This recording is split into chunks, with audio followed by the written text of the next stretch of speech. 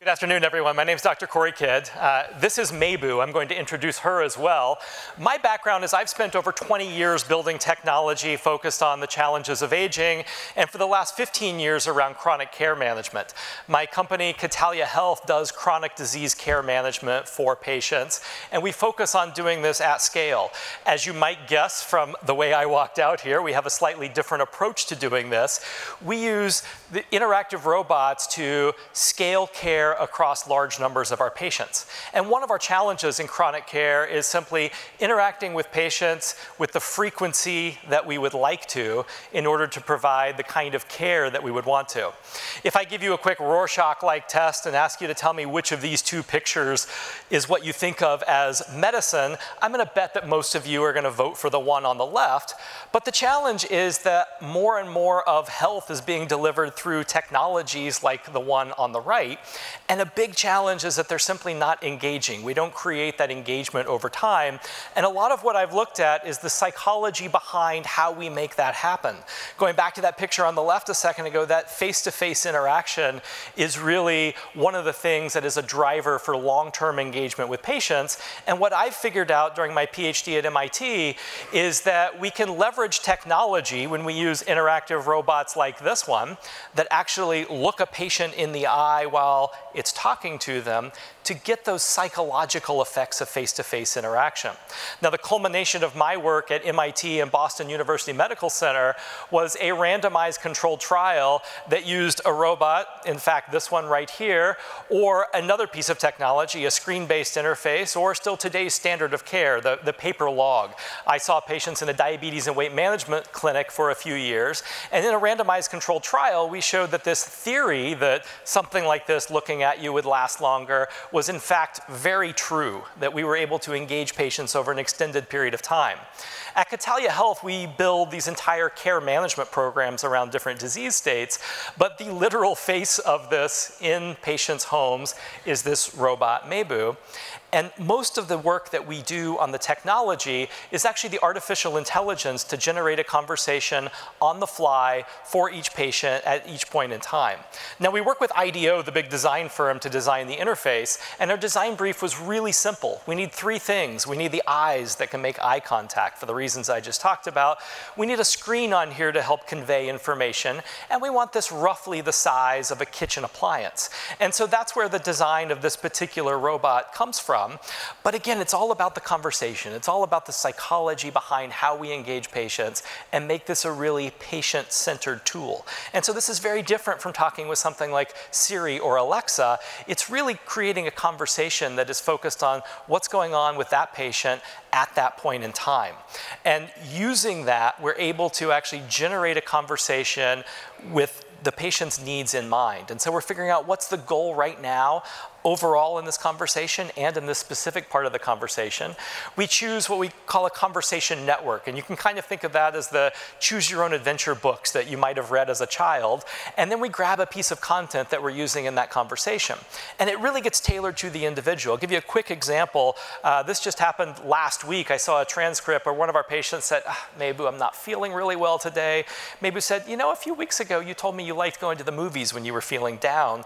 And the patient said, yeah, I tried that and it helped, thank you. And so we're actually in the background doing a lot of modeling with what's going on with that person.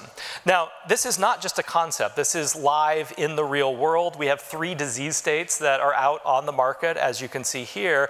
The first one launched about 1.5 years ago in heart failure. The other 2 launched earlier this year. And so we're getting a lot of data about how this is really effective with patients. This right here is Ray. I had the opportunity to finally meet Ray this April on his 1-year anniversary of working with Mayo. And you know, for him, it's been a great experience. You can see what he's saying on the slide, but this longevity of interaction is vastly different than what we've seen with most technologies that try to engage patients. And again, what we build are these overall programs. You know, the first thing that you can see about our company is this cute little robot, but this is just the face to everything that's going on behind there care, and how we get information back to clinicians. A couple of weeks ago, we announced a large-scale collaboration with Pfizer, and we're on the market now with a number of their patients. And we're seeing that this really works. Now we're able, because we talk to patients every day, to get this kind of data to understand that when patients are in need, they're actually turning to this interface and using it to better understand their condition and their treatment.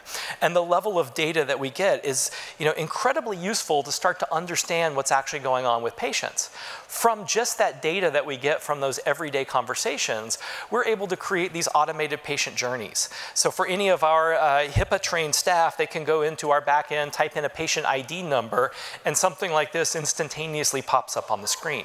And so we can start to look at that to understand the journey for that individual patient, which really helps us to inform the type of conversation that automatically happens with that patient, helping to overcome some of those doubts, hoping to answer some of those questions about what's going on along the way with that treatment journey. And then we can step up a level and look at that data at, across a large number of patients in a disease state or in other different ways of breaking that down. And that helps us, when we're trying to provide care to patients, understand what's going on for people with this type of condition or at this stage of the journey. And so it's a tool to really help us enhance our care, interact with every patient in a much more frequent way, but ultimately it's about providing better care to that patient.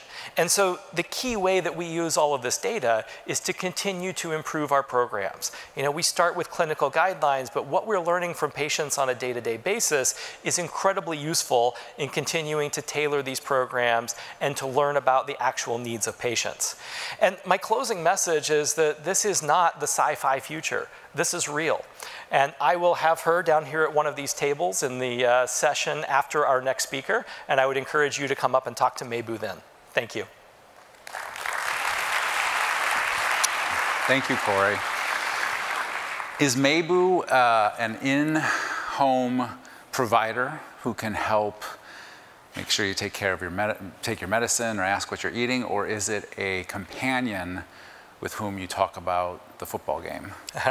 It's more of the former, right? It's focused around conversations around the disease state and the treatment. It's not a provider, right? This is not going to replace the clinician. This is a tool that clinicians are using to really extend their reach and to understand what's going on with all of their patients so they can provide better care. Isn't a logical extension of this, though, then to get into the epidemic of loneliness that we hear about, and that this could then take on the companion role? There is already some of that. So when we think about a disease state, there are 3 areas that we focus on: symptom management, side effect management, and the psychosocial issues. So Mayo actually has a lot of content around things like stress and anxiety and depression. Loneliness is certainly a piece of that. Thank you so much for being here. Thank you.